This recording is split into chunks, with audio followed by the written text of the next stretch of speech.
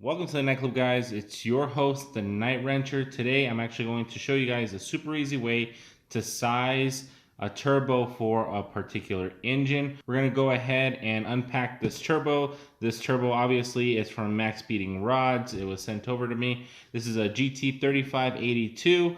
That doesn't necessarily mean anything right now, but let's go ahead and tear into this. So I'm going to go ahead and take these covers off. These are just dust covers so you don't get junk in there. So you got the front of the turbo here, and then you got the outlet of the turbo on this side. And essentially, a turbocharger is split up into two parts. So right here down the middle, this is the cartridge in the middle, and then you've got the intake side and you have the exhaust side. Basically, it's the compressor side and the turbine side. But you're going to notice that the turbine side, or the hot side as a lot of people like to call it, this is actually fairly small in comparison to the intake side. Now, it's not specific to this particular turbo. Some turbos have a really big hot side and a small cold side. Some people have an evenly sized hot and cold side, and some are just like this: small hot side, big cold side. There's only so many important things that you actually need to look at when deciding on a turbo, and a lot of it does not have anything to do with blow-off valve. It doesn't have anything to do with billet compressor wheels. It doesn't have to do anything with bearing type or oil pressure. It actually just matters on two separate things, and the biggest one would be the exhaust housing. This one you can see that is a T3 style flange. Essentially, it's this rectangular port flange. A T4 is more of a square, and a T6 is just a really big beast. Overall, the designation just pretty much gives you a general idea of the size of the turbo, although that doesn't really mean anything because certain turbos will come in different sizes. For example, a very popular turbo, the S475, comes in both a T4 or a T6 exhaust housing, and depending on which one you choose, the exhaust side of the turbo is going to be either bigger or smaller. Speaking of which, when looking at this particular turbo, you're going to be able to see that the exhaust housing is significantly smaller than the intake housing. They're not actually related to each other specifically. They have a lot to do with how they're designed to work. For example, a big cold side and a small hot side is very torquey. It spools really fast. It's not much of a high RPM turbo. In larger engines, it's more of a towing turbo. In fact, this is a GT35, and the equivalent for like a diesel truck would be an HX35, which is a very similarly sized turbo. You figure diesel engines don't rev past 3,000 RPMs, and they can hit peak boost. That's essentially what this is. If you put this on a really big engine or even like a smaller LS, you're going to be maxing out this turbo at a very, very low RPM. If you take a 4.8 LS and you rev it all the way to redline in high gear, you're going to have so much exhaust flow, you're actually going to max out the turbo housing. You're going to create a lot of heat. You're going to overheat the turbo, and you're going to cause yourself a lot of problems, which is a huge reason why these turbos are usually run in pairs instead of a big single in terms of V8 swaps. For the 4-cylinder guys, they like that it's a small exhaust housing, because that means their smaller engines can keep up with spooling up the turbo. If you get yourself a big honking turbo with a giant exhaust housing, you're going to have a problem trying to get that thing spooled up. You're going to have to reach higher RPMs, and your engine's going to need to breathe a lot more in order to take advantage of that spool at that higher RPM. This particular turbo is classified as a 600 horsepower turbo, which means the maximum air it can flow, no matter how fast you spin it, will be enough to support 600 horsepower. If you guys figure that horsepower is a measurement of RPM multiplied by torque, it's not an actual figure that we can, translate into something physical. That would be the job of torque. But if we're talking about horsepower specifically, it's measured more in airflow than it is anything else.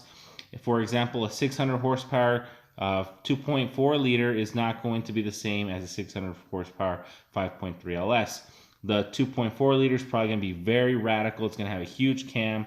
is probably going to want to rev really high versus a 5.3 or a 4.8 LS, which actually doesn't need to rev that high to reach that maximum airflow for any given turbo.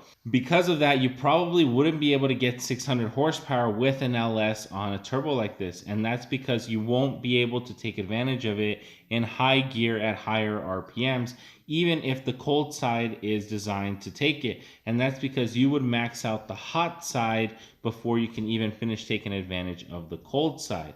So the cold side is this section right here. It basically looks like a white version of the cast iron side on the back. This side's made out of aluminum. So on the cold side of the turbo, it's essentially the reverse of the hot side.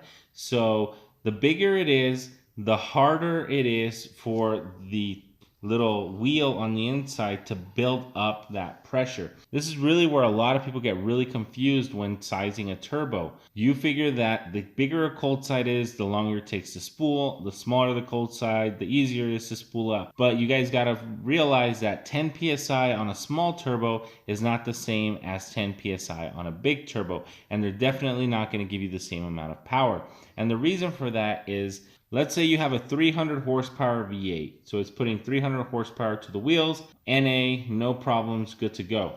If you install a turbocharger that also produces 300 horsepower max, you can have this thing spool up at maximum. You can have the biggest exhaust housing, so you can spool this up as good as you can. But the problem is that because it's such a small cold side, the turbo can't produce enough air to feed the engine more than the 300 horsepower it's already making. So even if the turbine in the back is spinning 20,000, 100,000 RPMs, this is not going to produce any boost because the engine is sucking up the air faster than the turbo can put it in. Now let's do the opposite with the same turbo. So we're still using a 300 horsepower turbo, but it's going on a 100 horsepower engine. So in order to take the most advantage of your turbo, you got to size the hot side appropriately. Like I mentioned before, too big of a hot side, the engine's going to have a hard time getting those RPM up. Too small of a turbine housing, you're going to be causing a lot of back pressure.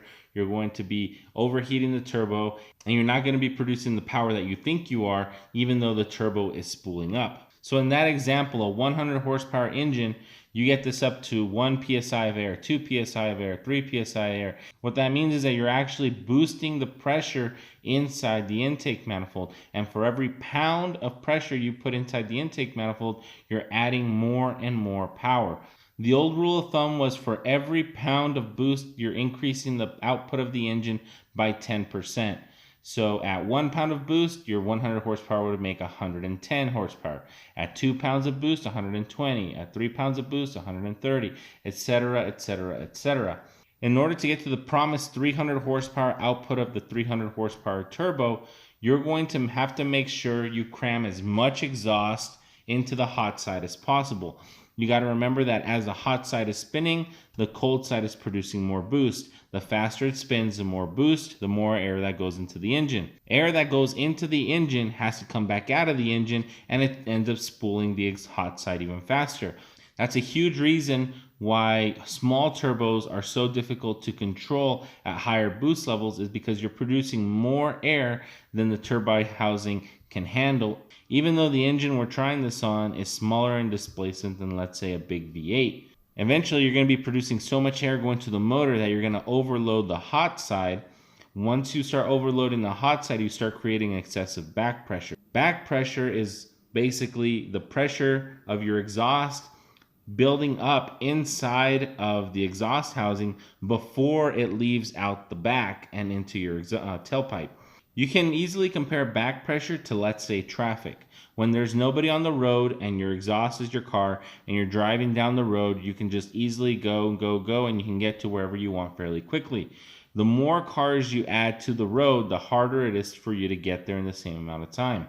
So imagine every time you add more boost, you're adding the same amount of air back into the exhaust.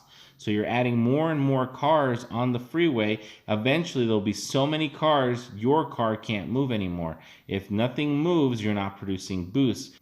So the real limitation of a turbo is not how much power it can make, is how the exhaust side can handle it. Small turbos do work on big engines. They're just going to be RPM limited. And big turbos do work on small engines, but you're going to have to raise that RPM way up there. The more RPM you give the turbo, the more time it has to build up air pressure in the front, which will then build up exhaust pressure, which will then speed up the air pressure, and it just kind of recirculates, which is basically the reason why turbos make so much power so easily.